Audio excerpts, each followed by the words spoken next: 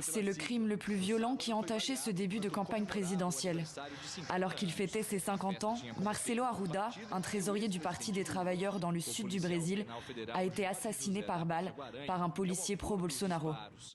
Selon la police, Guaragno est passé devant la salle des fêtes en disant « Ici c'est Bolsonaro et Lula voleur ». Il est revenu, a envahi la salle des fêtes et a tiré sur Arruda qui, blessé et déjà à terre, a répliqué. Un crime politique selon la gauche qui dénonce une escalade de la violence à quelques semaines du premier tour de l'élection présidentielle.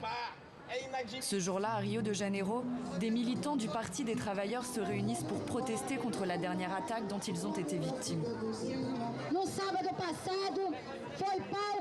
Samedi dernier, cette place a été la scène d'agressions. Nous vivons l'un des moments les plus difficiles de notre histoire. Il faut que je retourne au commissariat pour voir où en est le dépôt de plainte. Une semaine auparavant, ce candidat à l'Assemblée législative de Rio et ses sympathisants ont été encerclés par un député bolsonariste et son groupe. Des drapeaux auraient été déchirés et ils auraient été menacés avec des armes.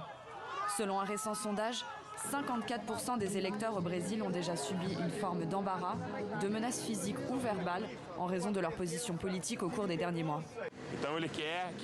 Bolsonaro voudrait qu'il n'y ait pas d'élection ou que l'élection soit fraudée, ou bien que les gens aient peur d'aller dans la rue pour déclarer leur vote pour les candidats adverses.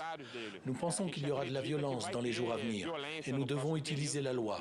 Quand il y a un crime contre des militants de gauche, nous devons aller au commissariat, enregistrer la plainte et nous devons continuer de croire qu'il existe toujours un état de droit démocratique au Brésil. Quelle est la limite des agressions qu'un homme est capable de supporter? Mais Jair Bolsonaro, régulièrement épinglé pour ses propos provocateurs, se défend de toute responsabilité face aux violences perpétrées en son nom. Au contraire, son camp s'estime victime d'une campagne de diabolisation.